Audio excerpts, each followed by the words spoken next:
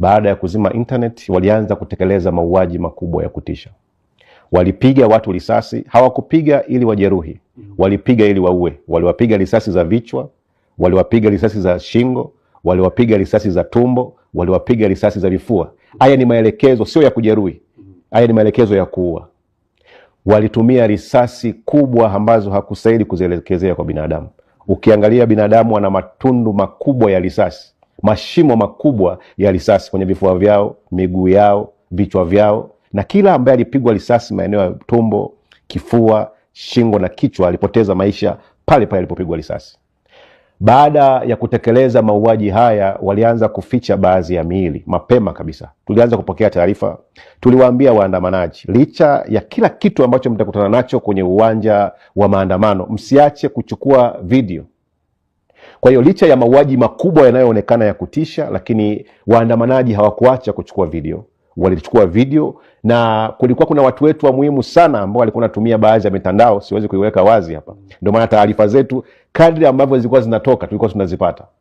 Matukio yote ambayo yalikuwa yanatokea licha ya kuzima internet kwenye nchi yetu, lakini tuliwasisitiza watu maalum kwamba hakikisheni ushahidi wote unapatikana ili dunia iweze kuona kilichotokea Tanzania. Tulitumiwa video za maiti mapema sana. Na wakati wakiwa wanaendelea kutekeleza hayo mauaji, kila mtu ambaye walimpiga risasi aliyekuwa anachukua video, wakimuona walikuwa wanamshoot, wanachukua, wanapekua mfukoni, kama na pesa wanachukua, na simu yake wanaichukua, wanaondoka nayo.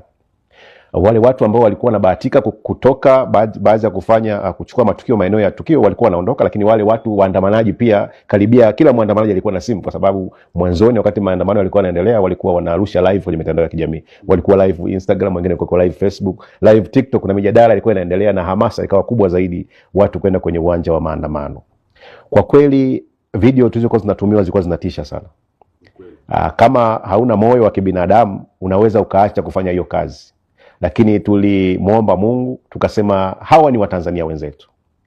Wameenda barabarani kumwaga damu, kufa kwa sababu ya nchi yao, ili dunia ione na ilifanye marekebisho ya msingi ambayo wanadai kwenye nchi yao ya Tanzania.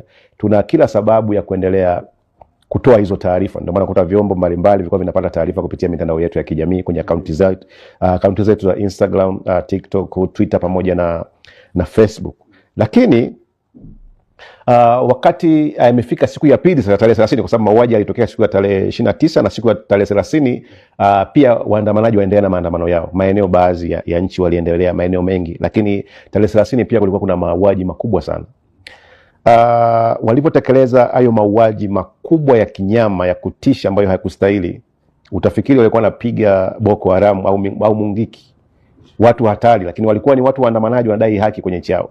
Na waandamanaji, ni kwa nini nasema hawakustahili kuelekezewa risasi kwenye miili yao? Nyimbo walizokuwa wanaimba ukisikiliza, walikuwa wanasema tunataka haki zetu, tunataka tume huru ya uchaguzi, tunataka Samia, hatukutaki Samia. Ndio nyimbo za waandamanaji, wanaonyesha hisia zao kwamba tunataka tume huru ya uchaguzi. Inamaanisha ule uchaguzi ambao unafanyika ni haramu. Vyama vinavyogombea, wagombea wenyewe walioshiriki huo uchaguzi, Watanzania hawakuhitaji, hususan vijana waliochoka na kejeli na dharau na mfumo wa serikali pamoja na watawala.